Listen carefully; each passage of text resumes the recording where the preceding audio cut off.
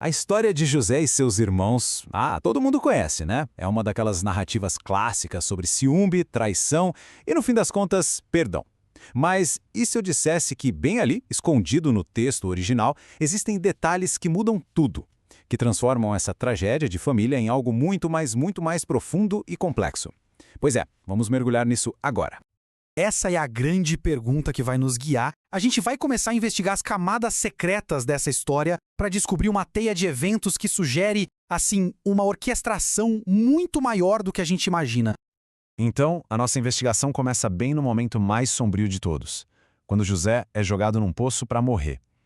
A descrição desse momento parece super simples, mas é ali que está a nossa primeira grande pista. O texto diz assim: o poço estava vazio, não havia água nele. Parece uma afirmação direta, né? Quase repetitiva, mas é justamente nessa repetição que o segredo se esconde. Pensa bem, se um lugar está vazio, por definição não tem nada lá dentro, certo? Então, por que essa redundância? Isso não é um erro, é um convite para a gente olhar mais de perto e perguntar: o que realmente estava acontecendo dentro daquele poço?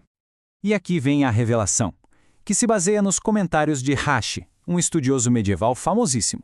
O ponto é este: o poço não tinha água, o que, claro, salvou José de morrer afogado, mas ele estava infestado de criaturas peçonhentas. O fato de José ter saído de lá sem um arranhão não foi sorte, foi o primeiro milagre. Um sinal de que, mesmo naquela escuridão toda, ele não estava sozinho. Agora, vamos avançar um pouquinho na história, para o momento em que o destino de José muda de novo. Uma caravana aparece e os irmãos pensam: bom, melhor vender ele do que deixar morrer. Mas, de novo, são os detalhes que importam. E aqui, a sacada de Rashi revela outro detalhe fascinante. Normalmente, as caravanas que passavam por ali carregavam coisas como querosene, alcatrão, produtos com um cheiro horrível. Mas a caravana que levou José, essa, por uma incrível coincidência, carregava especiarias e bálsamos aromáticos. Foi um pequeno ato de misericórdia divina, sabe? Para que o jovem não sofresse ainda mais com o cheiro terrível na sua jornada. É um sinal sutil, mas muito poderoso do cuidado que já o acompanhava. Essa sequência de quem comprou e vendeu José pode parecer meio confusa no texto, mas a cadeia de eventos é bem clara.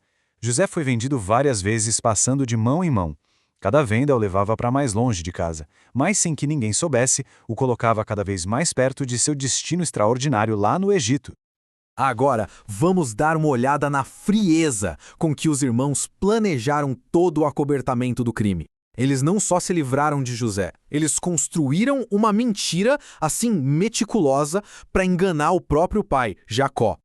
Olha só a premeditação. A escolha do cabrito não foi por acaso. O sangue dele era o mais parecido com o sangue humano, o mais convincente. Cada passo foi friamente calculado para criar uma cena de crime perfeita e destruir qualquer pingo de esperança no coração do pai.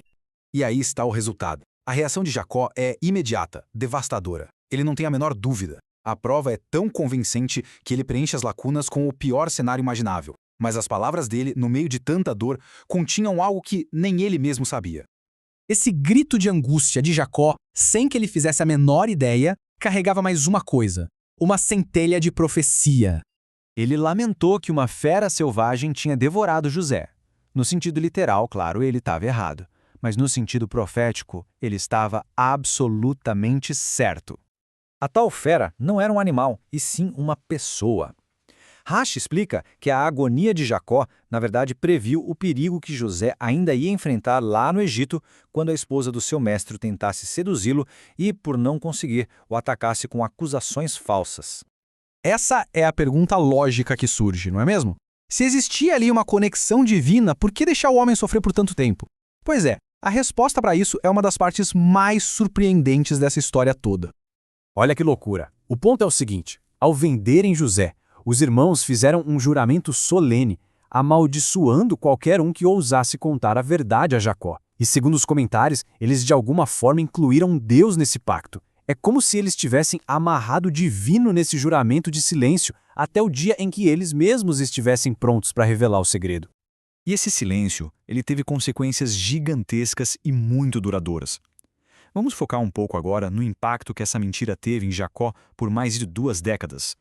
22 anos é muito tempo. Foi exatamente esse o período que Jacó passou de luto chorando por um filho que ele achava que estava morto.